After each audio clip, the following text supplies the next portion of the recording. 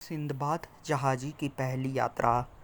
खलीफा हारून रशीद के शासनकाल में एक गरीब मजदूर रहता था जिसका नाम हिंदबाद था। एक दिन जब बहुत गर्मी पड़ रही थी, वो एक भारी बोझ उठाकर शहर के एक भाग से दूसरे भाग में जा रहा था। रास्ते में थककर वो एक बड़े से घर की दीवार के साए में सुस्ताने के लिए बैठ गया। उस घर से इत्र, फूलें और नाना प्रकार की अन्य सुगंधियाँ आ रही थी। इसके साथ ही एक ओर पक्षियों का मनोहारी कलरव सुनाई दे रहा था और दूसरी ओर जहाँ रसोई घर था, वहाँ से नाना प्रकार के व्यंजनों के पकने की सुगंध आ रही थी। उसने सोचा, ये तो किसी बहुत बड़े आदमी का मकान मालूम होता है। जानना चाहिए कि किसका है। मकान के दरवाजे से कई सेवक आ जा रहे थे। मजदूर ने उनमें से एक से पूछा, इस मकान का स्वामी कौन है? सेवक ने कहा, बड़े आश्चर्य की बात है कि तू बगदाद का निवासी है और इस मकान के परम प्रसिद्ध मालिक को नहीं जानता। ये घर सिंदबाद जहाज़ी का है जो लाखों करोड़ों की संपत्ति का मालिक है। हिंदबाद ने ये सुन करके आकाश की ओर हाथ उठाए और कहा, हे संसार को बनाने वाले और उसको पालने वाले भगवान, ये क्या अन्याय है। एक सिंदबाद है जो रात दिन ऐश करता है, मैं हूँ हिंदबाद जो रात दिन जान तोड़ परिश्रम करके किसी प्रकार अपने स्त्री बच्चों का पेट पालता हूँ। हम दोनों ही मनुष्य हैं, फिर मेरे साथ ऐसा क्यों? यह कहकर उसने जैसे ही भगवान पर अपना रोष प्रकट करने के लिए पृथ्वी पर पांव पटका और सिर हिलाकर निराशापूर्वक अपने दुर्भाग्य पर दुख व्यक्त करने लगा, इतने में उस विशाल भवन का एक सेवक निकला और उसकी बाँह पकड़कर बोला, चल अंदर, हमारे मालिक ने तुझे बुलाया है। हिंदबाद ये सुन करके बहुत डरा। उसने सोचा, मैंने जो कहा उसे जरूर सिंदबाद ने सुन लिया है और क्रुद्ध होकर मुझे बुला भेजा है ताकि मुझे इस गुस्ताखी के लिए सजा दे। वो घबरा करके कहने लगा, मैं अंदर नहीं जाऊंगा, मेरा बोझ यहाँ पड़ा है, इसे कोई उठा ले जाएगा। किंतु सेवकों ने उसे ना छोड़ा। उन्होंने कहा, तेरे बोझ को हम सुरक्षा पूर्वक अंदर रख देंगे और तुझे कोई नुकसान नहीं होगा। सेवक हिंदबाद को कई आंगनों से होता हुआ एक बड़ी सी ढलान ले गया जहाँ बहुत से लोग भोजन करने के लिए बैठे थे। नाना प्रकार के व्यंजन रखे थे और इन सब के बीच में एक शानदार आदमी जिसकी सफ़ेद दाढ़ी छाती पर लटकी थी बैठा था। उसके पीछे सेवकों का पूरा समूह हाथ बांधे खड़ा था।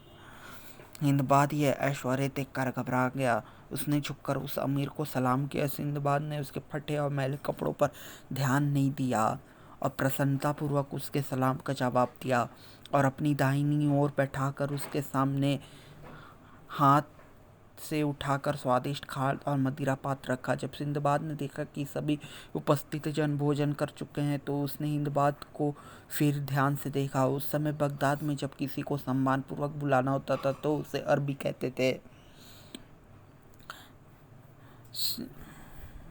सिंदबाद ने हिंदबाद से कहा, अरबी, तुम्हारा नाम क्या है? मैं और यहाँ उपस्थित अन्य जन तुम्हारी यहाँ पर उपस्थिति से अति प्रसन्न है। अब मैं चाहता हूँ कि तुम्हारे मुंह से वे फिर बातें सुनूं जो तुमने गली में बैठे हुए कही थी। सिंदबाद जहाँ बैठा था वो भाग गली से लगा हुआ और खुली खिड़की से उसने वो सब कुछ सुन लिया जो हिंदबाद ने रोष की दशा में कहा था। हिंदबाज ने लज्जा से सिर नीचे कर लिया और कहा, सरकार, उस समय मैं थकान और गर्मी के कारण आपे में नहीं था। मेरे मुंह से ऐसी दशा में कुछ अनुचित बातें निकल गई थी। इस सभा में मैं उन्हें दोहराने की गुस्ताखी मैं नहीं करना चाहता।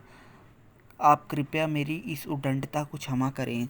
सिंदबाद ने कहा, भाई, मैं कोई अत्याचारी नहीं हूँ जो किसी को कुछ बातों के कारण ही उसकी हानि करूँ।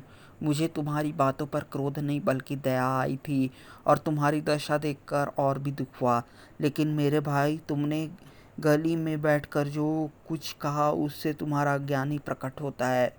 तुम समझते होगे कि ये धन दौलत, ये ऐशो आराम मुझे बगैर कुछ किए धरे मिल गया है।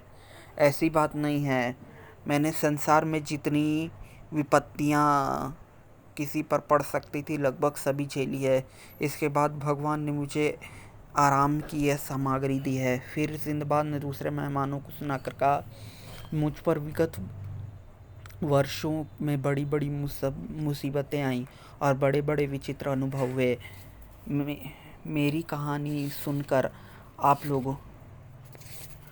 लोगों को घोर आश्चर्य होगा। मैंने धन प्राप्त करने को निमित्त 7 बार बड़ी बड़ी यात्राएं की और बड़े बड़े कष्ट उठाए। आप लोग चाहें तो मैं वो हाल सुनाऊं? मेहमानों ने कहा, जरूर सुनाइए।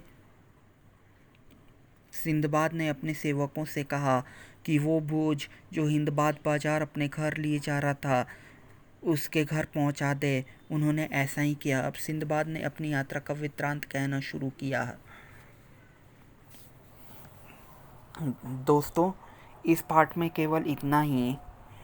अगर आपको आगे की कहानी जाननी है तो मेरे नेक्स्ट वीडियो को ज़रूर देखिएगा, सिंदबाद जहाज़ी की पहली यात्रा। और अगर आपको ये कहानी अच्छी लग रही है तो इसको लाइक कर दीजिएगा। चैनल पे नया है तो सब्सक्राइब करके बेल नोटिफिकेशन ऑन कर दीजिएगा। शेयर कर दीजिएगा ताकि आपके दोस्तों तक ज़्यादा पहुँचे। और हाँ, मेरे चैनल से जुड़े रहिए इशू भैया एंड किड्स में। और कमेंट करके ये बताइएगा कि ये कहानी कैसी लग रही है आपको। ठीक है, आज के लिए मैं इतना ही रहने देता हूँ।